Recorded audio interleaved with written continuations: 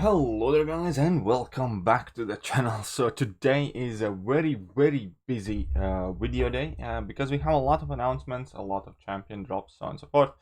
But now we finally got full details for the boss rushes that are going to come out. It's going to be 6 weeks total, so we're going to get 5 weeks of regular boss rushes, and sixth one is going to be kind of like the grand prize of a boss rush. And in today's video I will explain and break it down to you kind of like as simple as possible.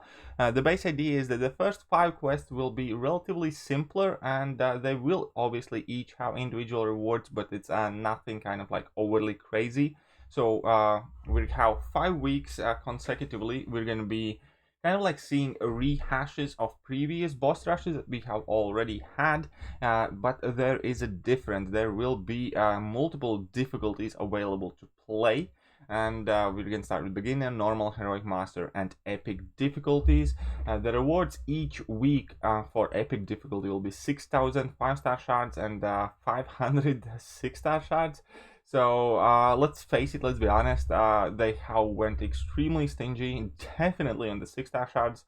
And 5-star shards, I guess it's kind of like decent. I think typically we get like a 5-star crystal in a boss rush, so it's take it as you will. We have some 6-star shards here, but less 5-star shards. However, obviously you will be able to complete every single difficulty if you choose to do so. And in lower difficulties you can get 2,000 more 5-star shards, you can get legendary crystals, some 4-star shards, and that is going to be basically times 5. So in total, over the course of 5 weeks, you're going to get like 40,000 5-star shards.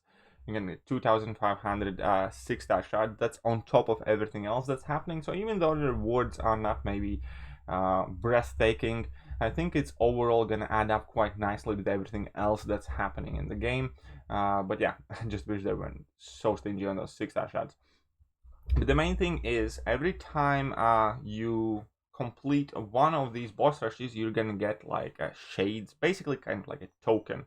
And if you have all 5 tokens of the same difficulty, and here is the kind of like key point, if you want to enter the week 6, then you must have collected all 5 of the previous weeks as from the same difficulty. So if you want to enter week 6 of epic difficulty, you must absolutely 100% complete the previous 5 weeks of the epic difficulty as well. And the same goes for master, heroic, normal, beginner, and so on and so forth. You're gonna be getting titles, which is kind of cool. But the main thing obviously is the final week, the 6th week, which also holds most rewards. And we can see that in epic difficulty you're gonna get 2 tier 2 alpha catalysts, 2 tier 5 basic catalysts, and 10% of a tier 5 class catalyst fragment selector, which is quite cool. Definitely, I'm not gonna lie, I'm quite excited for that because we all have those classes we are either close to forming or at the very least chasing. For me personally, it's like the tech class, and the tech class is where I have gotten the least amount of shards, but I have the most amount of champions I want to rank. So I will pretty much 100% go for this tech tier 5 class catalyst fragment. And yeah, so overall 2 tier 5 basics is also kind of like a hefty grind, but keep in mind that is also 6 weeks away, so it's not like you're gonna be able to access it immediately.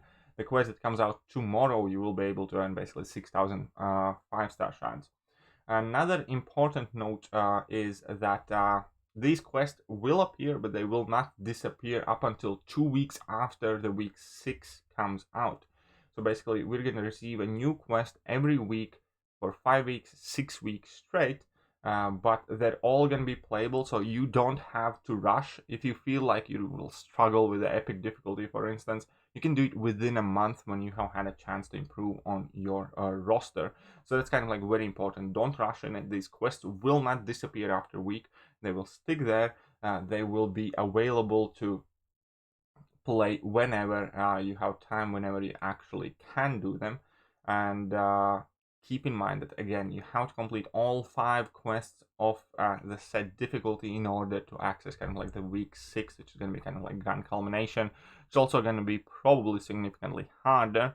And yeah, that's pretty much it. It's kind of like a simple system. I'm not gonna lie, I kind of hoped for something a bit more hefty this time. but seems they're definitely pulling their punches with these rewards. Overall, when you add it over the course of 5 weeks, obviously it looks kind of great, but when you judge them each individually, I'm not all that impressed. However, the final rewards, the final quest is quite decent. You can't deny 2 TFI basic catalysts and 10% TFI class catalyst fragment selector. It's quite juicy. So I'm definitely looking forward to that. Obviously, I will be streaming these kind of like each and every week. Perhaps I'll stream both accounts on the same streams because I don't expect them to be long at all.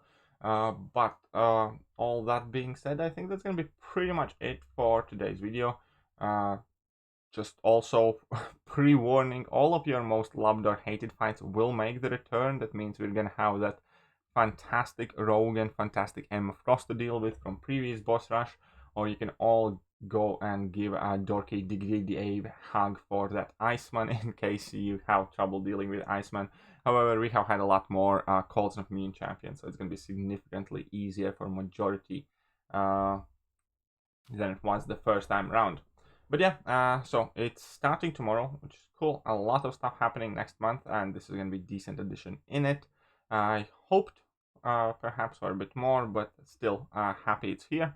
And yeah, I'll catch you guys soon. See ya.